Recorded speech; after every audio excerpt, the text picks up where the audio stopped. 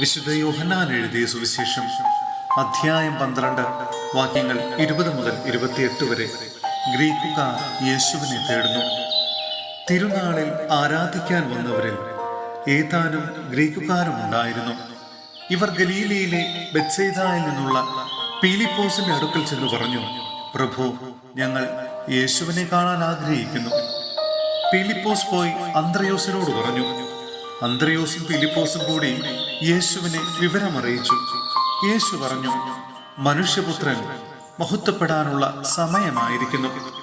സത്യം സത്യമായി ഞാൻ നിങ്ങളോട് പറയുന്നു, ഗോതമ്പ് മണി നിലത്തു വീണ് അഴിയുന്നില്ലെങ്കിൽ അത് അതേപടിയിരിക്കും.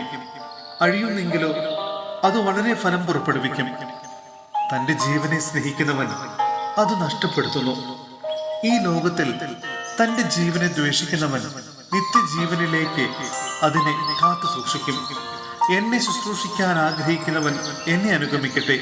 അപ്പോൾ ഞാൻ ആയിരിക്കുന്നിടത്ത് എൻ്റെ ശുശ്രൂഷകനുമായിരിക്കും. എന്നെ ശുശ്രൂഷിക്കുന്നവനെ പിതാവ് ബഹുമാനിക്കും. മനുഷ്യപുത്രൻ ഉയർത്തപ്പെടണം.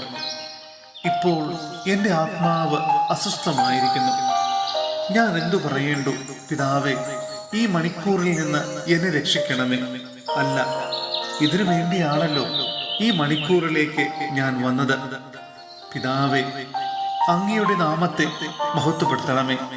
അപ്പോൾ സ്വർഗത്തിൽ നിന്ന് ഒരു സ്വരമുണ്ടായി, ഞാൻ മഹത്വപ്പെടുത്തിയിരിക്കുന്നു, ഇനിയും മഹത്വപ്പെടുത്തുന്നു. സഹോദരരെ, വിശുദ്ധ പത്രോസ്ലിഹ എഴുതിയ 1-ാം ലേഖനം അധ്യായം 3 വാക്യങ്ങൾ 13 മുതൽ 19 വരെ. പീഡനത്തോടുള്ള സമീപനം. നന്മ ചെയ്യുന്നതിൽ നിങ്ങൾ തീക്ഷ്ണതയുള്ളവരാണെങ്കിൽ നിങ്ങളെ ഉപദ്രവിക്കാൻ ആർക്ക് കഴിയും? നീതിക്ക് വേണ്ടി കഷ്ടതകൾ സഹിക്കേണ്ടി വന്നാൽ നിങ്ങൾ ഭാഗ്യവാന്മാർ. അവരുടെ ഭീഷണി നിങ്ങൾ ഭയപ്പെടേണ്ട, നിങ്ങൾ അസ്വസ്ഥരാവുകയും വേണ്ട. ക്രിസ്തുവിനെ കർത്താവായി നിങ്ങളുടെ ഹൃദയത്തിൽ പൂജിക്കുവിൻ. നിങ്ങൾക്കുള്ള പ്രത്യാശയെപ്പറ്റി വിശദീകരണം ആവശ്യപ്പെടുന്ന ഏവരോടും മറുപടി പറയാൻ സദാ സന്നദ്ധരായിരിക്കുവിൻ. എന്നാൽ അത് ശാന്തതയോടും ബഹുമാനത്തോടും കൂടെ ആയിരിക്കട്ടെ. നിങ്ങളുടെ മനസ്സാക്ഷിയെ നിർമ്മലമായി സൂക്ഷിക്കുവിൻ. ക്രിസ്തുവിലുള്ള നിങ്ങളുടെ നല്ല പെരുമാറ്റത്തെ ദുഷിച്ചു പറയുന്നവർ അങ്ങനെ ലജ്ജിതരായി തീരും.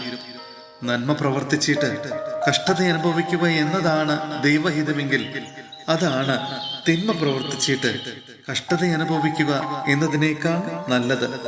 എന്തുകൊണ്ടെന്നാൽ ക്രിസ്തു തന്നെയും പാപങ്ങൾക്ക് വേണ്ടി ഒരിക്കൽ മരിച്ചു. അത് നീതിരഹിതർക്ക് വേണ്ടിയുള്ള നീതിമാന്റെ മരണമായിരുന്നു. ശരീരത്തിൽ മരിച്ച് ആത്മാവിൽ ജീവൻ പ്രാപിച്ചുകൊണ്ട് നിങ്ങളെ ദൈവസന്നിധിയിൽ എത്തിക്കുന്നതിനു വേണ്ടിയായിരുന്നു അത്.